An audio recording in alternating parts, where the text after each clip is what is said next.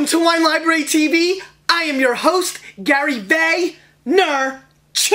And this, my friends, is the Thunder Show, aka the internet's most passionate wine program. And it is secret pack time, folks, friends, gentlemen, rowdy Vaniacs. Because what I'm really excited about is we've got two different secret packs, as you know. Some of you bought this, some of you bought this, some of you have them all.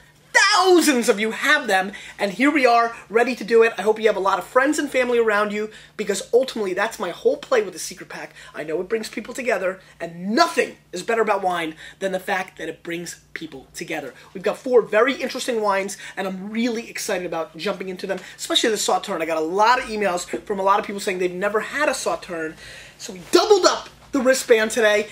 EFK, Eric Kastner, in the house. Going way back.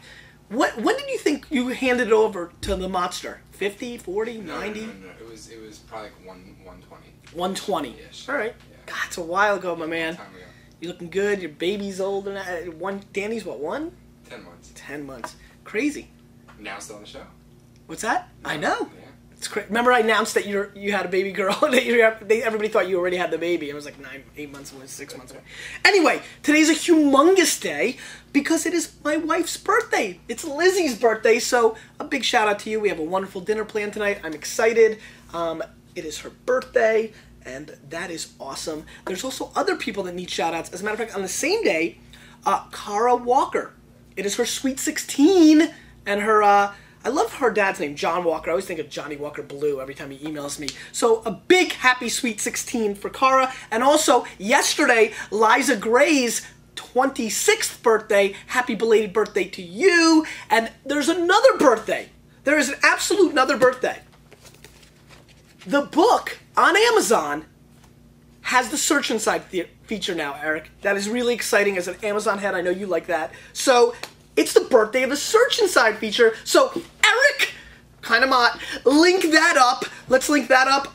Today's a big day for the book because the street team is out and working. Everybody part of the street team. Loving you guys. I appreciate it. And it's just a big day all in all. We also have some contests coming up on Amazon that I should talk about right now. If you're an Amazon user and you know what Listmania is, or so you'd like, I highly recommend you start creating one with my book as part of it, because some big prizes, some big contests coming up. I'll be announcing them early next week. Enough yapping about that for now. Let's get into the wines. EFK, you're a little rusty on the 1s and 2s. Let's see how you can zoom in.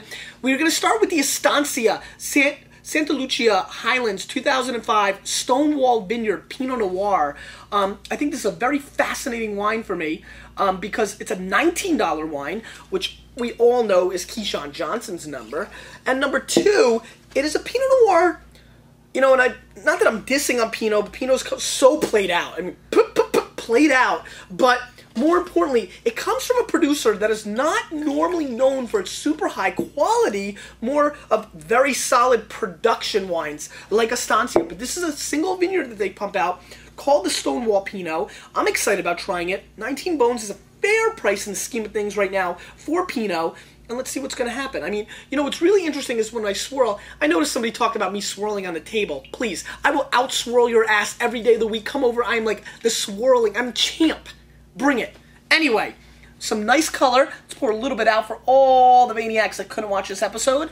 And, Cass, do it with me now. Let's do a sniffy sniff. And right off the bat, a good little start in the nose, which I'm very happy about. Very pretty. I get some really interesting violets. I get some bacon fat, which I'm always down for. A little spam action. And I'm not talking about the stuff we hit your inbox with. I'm talking about the spam that I was originally with. Yeah, it is a little spammy and a little bacon fatty, so it's a burnt, you know, kind of interesting. There's a lot of strawberries, wild strawberries. If you know the difference, you know the difference. Very pretty on the nose. Great solid start. A little cherry cola, black cherry soda maybe. Very aromatically awesome. And when you go A squared, I'm a happy boy. Let's give it a whirl.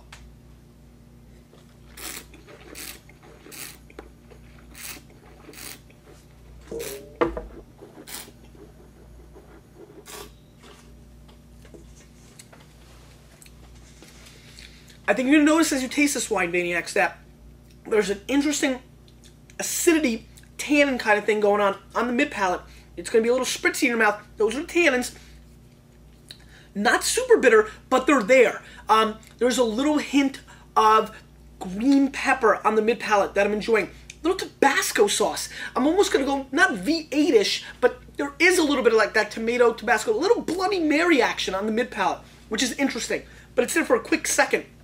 Ironic that I'm starting with that, but it kind of stood out to me in the masses. And the masses are, in the beginning, we're getting a strawberry jam flavor.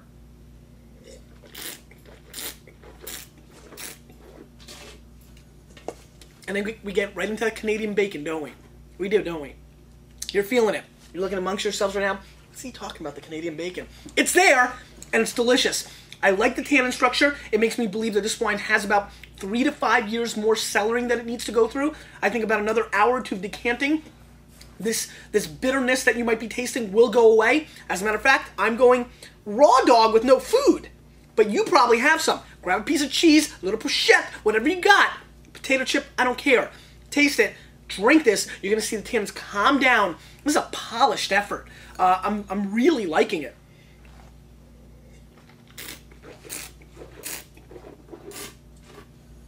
Good for Estancia, you know? Again, a producer that pumps out, you know, $10, $12, $14 wine, kind of gets dissed on, overlooked by wine peeps. Very big restaurant and supermarket brand. A lot of you have seen Estancia at this point, I'm sure. This is one of the better wines I've had from them. Going back probably to when I really enjoyed their Meritage, all the way back in, you know, their 91 to 94 Meritage, you know, wines. I mean, it's been a while since I've been really this excited about an Estancia wine. I really wish I could give this wine a 91. I'm going to go 90, but it would have been not fun with the 19. I was going to say, flip the 19, go 91, but I'm going to flip it, subtract 1, and go 90 on this wine for Pinot Noir. And the way it's priced right now, this is a spectacular, very, very fundamentally sound Pinot Noir that I think deserves a real hard look because it's very true to the Pinot grape. It's not supersized and Petit Syrah out. Wine people, you know what I'm talking about. And it's real and authentic, and I'm down with that. Good job. Great start. I'm pumped up. Let's bounce, Jay-Z style, to the $10 wine that's got the little puppy on it. Cass, you like the dogs? So this is a good little wine for you. Now this is a very interesting little producer. Prado y Ayala Rioja, 2006. 88 points, Josh Reynolds, who reviews for Steven Tanzer. It's 90% Tempranillo, 10% Garnacio. And it's a wine that rolls in at a very fair 10 bone price point. And I'm excited to try it. I mean, you know, we've been moving a lot of this wine. A lot of people are into it. Let's see what's going on here. Good color. Real good color, actually. Right? Yeah. That kind of caught me off guard. I was doing like the token good color, but it kind of caught me. I mean, this is pretty nice. Real nice color. Let's give it a little bit of a sniffy sniff. Now, the vast majority of you that have this wine right now are like, why in the world did he stick this bottle in this pack? I'm never doing this again. Because let's be honest, together, I'm going to whisper in your ear. Psst. This smells like straight crap. Yes, we have gone directly into the fertilizing cow manure farm aid 1984, whenever it was. This is classic. Hands across America, Eric. Good work. Might have to bring you back in here. You're giving me a little more than the mott. Look. Anyway, very, very earthy, extremely soil and fertilizer. Cass, give this a little sniffy sniff. Clearly an old, give it a little bit more of a sniff. That was a weak effort. I want to hear it. There you go. So, you know, do you get it? You don't get it? Musty. Musty. Okay. Well, you know. Yeah. Yeah, it's really got like that cellar dweller kind of thing going on. Like you've been, you know, like Sloth. Hey, you guys, you know when Chunk found Sloth, where he was sitting like trying to get out of, that's what this place smelled like. Hopefully it tastes like a Marsh bar. Hopefully it does. No, Baby Ruth. Baby Ruth. Baby. Wow, let's give it a whirl.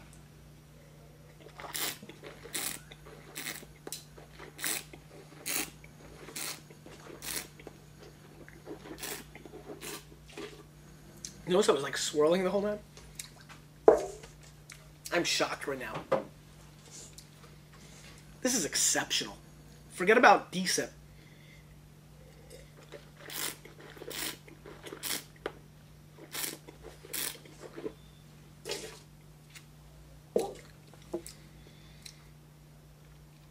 This is a home run. I'm dying to see the comments right now from the Vaniacs after the show airs and over the next couple days. And I read them all. So if you're watching this on the weekend, leave a comment. This has great concentration. Like inky, inky, inky. Like you were biting your pen and it popped and exploded in 5th grade and you're like, oh crap. You know, that kind of like concentration of flavor. Very grapey. Lame. But you know, it is. It's got like grape, big league chew flavor. Like the candy-esque, but that's not even, you know what? Erase that. You know, like it, I'm starting over.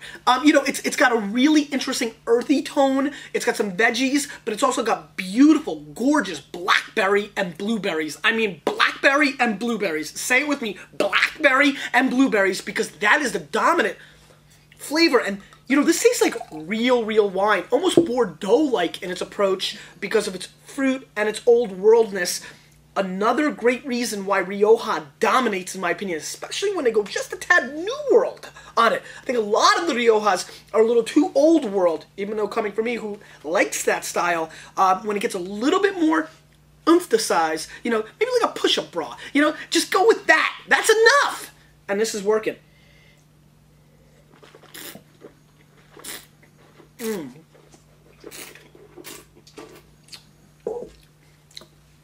Cherry's intensity, it's viscous and intense and completely attacks your palate.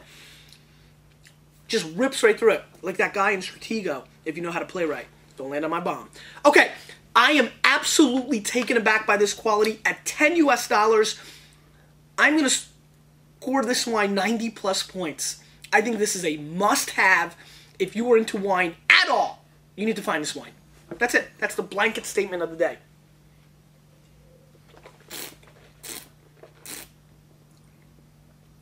This is my style. This is real good. Little old world, little new world, balance, synergy. Kills. Wine kills. Awesome. Let's move on. We're having a good show. I went a little bit more strategy this time on the secret packs. I went with things that I've been hearing from other people great things about that I haven't had. So I'm excited about the approach so far. By the way, huge kudos to Dan Kiosk in Minnesota.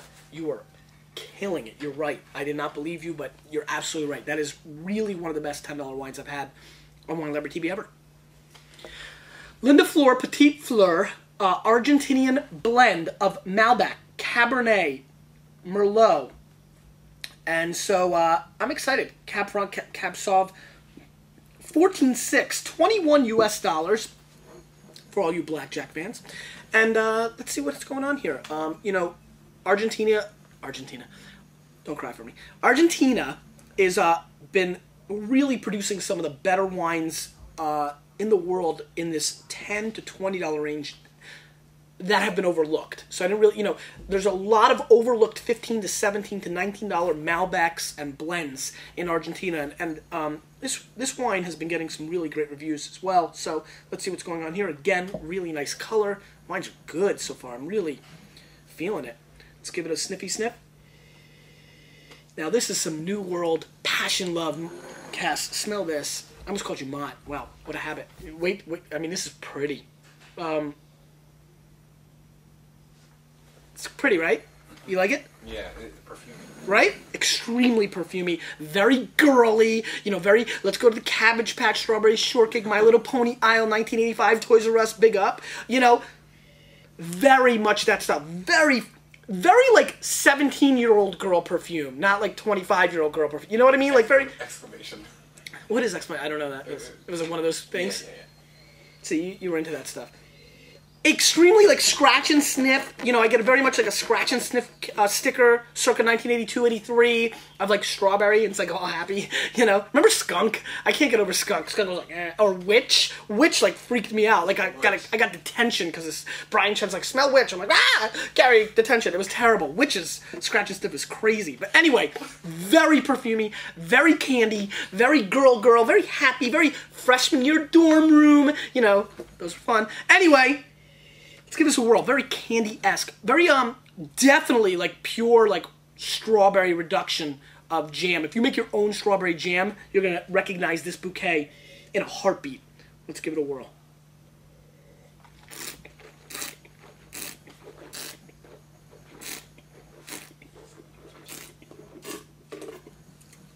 See, this is some New World love. A little bit too New World for me. But I'm thinking about our friend that was here yesterday. We should have definitely had this for him. You know, given that he loves the hazy blur and all that. Another great alternative for people that are loving the Barossa Valley and Napa. These big, fruity, bomb wines. This wine has a little bit more balance, and I respect that about this wine.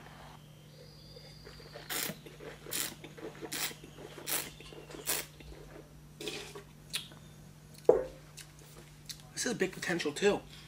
So again, if my palate was where it was in 1998, 99, 2000, this would be like a 91-point wine for me.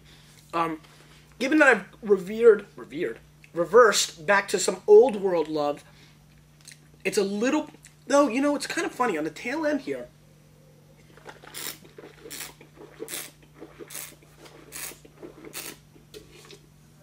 I need to find out who the winemaker of this is. This is really solid. Extremely well made. Great structure. Is it thick? It is thick. Does it feel thick? Yeah, 'cause you're The way I'm talking? Yeah, it sounds like post-nasal. It's you know what's happening? It's so dry. It's got great complexity. My mouth is puckered. Pucker City, USA, my friends. So it is definitely a dry, huge wine that's bringing serious thunder. It was a good, man.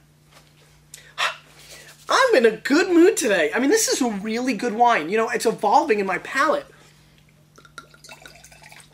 A couple hours more of this, you know, if we keep this running, by the end I might just be empty in this. Hey, you need to buy the book. You know, that's the kind of thing.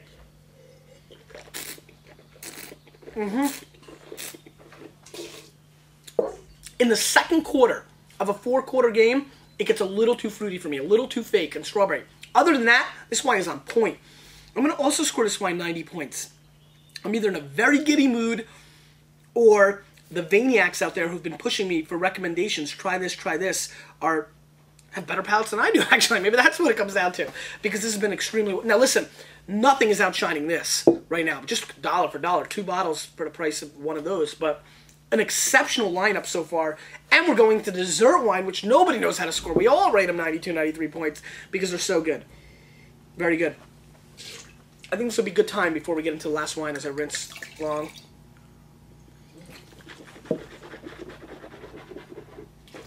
Oh, you didn't know, right? Sauternes is tremendous mouthwash. It's good. Anyway, I want to talk about something else. Television. I will be on it often over the next 7 days, excuse me. I will be on national television 3 times in the next 7 days, starting with tomorrow night. If you watch Donnie Deutsch's Big Idea, I'm going to be on as a guest. We'll be talking about the book. Anyway, that's going to be a lot of fun. Please check that out. Set your DVRs, set your TiVos, write it on your hand and pen, whatever you need to do tomorrow on Donnie Deutsch's Big Idea. You know what? Mott, even though it's not you, link that up. We're going to do that, then to Donnie's page or something like that. Then, next Monday, Conan O'Brien. A lot of you know that already. It actually is Tuesday, except on the West Coast, right? They do 11:30 here, and it's weird. Anyway, Conan, next Monday, and then next Tuesday, a week from today, I will be, and this is exciting to me, I think this show has crazy explosion potential. I will be on Mad Money with Jim Cramer. It's a lot of energy, a lot of thunder. He's going to bring his energy, I'm going to bring mine. It's going to be like Hogan versus Andre, explosion, like the 2 gloves in Rocky IV. Psh! We're going to see. I'm going to be the Russian glove. That's how I do it. So I'm extremely excited about that. Please check that out. It's going to be real, real good. Lots of TV time. Please TiVo that, and anybody can put it up on, you know, the Vidlers and the YouTubes of the world and things like that will help. Anyway, Cass Chateau Petit Vedrines Sauternes 2004, $12 US for this little pretty half bottle of Sauternes. This is the baby wine of the Dozy Vedrines, which is a tremendous producer of Sauternes. I know what I did. Clearly, it has golden color. Would I call it Hogan's Locks? No. Maybe Dusty Rhodes? No. Maybe Barry Windham. Yes, Barry Windham had some golden lock. Or what was the other guy that was really tough? Hogan wrestled him in WrestleMania once. Sid Vicious. Sid Justice, remember him? He had some golden... It was like a rule. 1983 to 1987, wrestlers, you had to have long blonde hair. Period. End of story. Sniffy sniff. I think the one thing you're going to recognize immediately that's going to catch you off guard is that there's like a tire smell on the nose. It smells absolutely... Or like a rubber basketball, or... Very much Playground ball? Like the big kickball. Yeah. Good. Eric. Mott, you're in trouble. The kickball. Yeah, it's got this rubbery... Smell this? See if you get it. So imagine that rubber kickball, and then imagine you smeared a lot of apricots all over it. That's exactly what this smells like. Do you see where I'm going? Right? Yeah. What do you think? I just make this stuff up over here? You really just give me a look like, oh my God, you are doing this for real. Isn't that crazy? Yeah. It's wild. That's insane. Anyway, that's what this wine smells like. It smells like those rubber balls with the, you know, with the apricots like dribbled all over it. Pretty cool. Let's give it a whirl.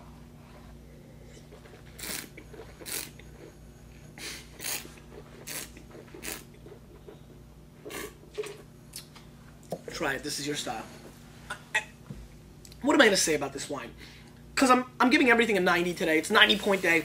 I'll give it a 90, but that's kind of lame. So really, you know, to me, it's actually an 89 to 90-point dessert wine. It's a little bit lighter than most Sauternes, but it's extremely good. I mean, there's just no way you can really hate this unless you don't like dessert. Grandma, my sister. You know, it's got sugar.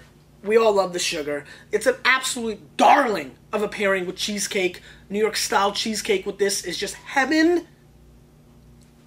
You know, so a very solid $12 dessert. I guarantee a lot of people that are watching now, the crowds, the other friends you have that might not be wine drinkers are drinking this and said, oh, now this is the stuff, you know? So an absolutely solid bottle of Sauternes, a blend of Sauvignon Blanc and Semillon, late harvest pick, you know, botrytis style. So you get very beautiful, you know, sugar flavors, caramel, apricot, rubber ball, phone rings.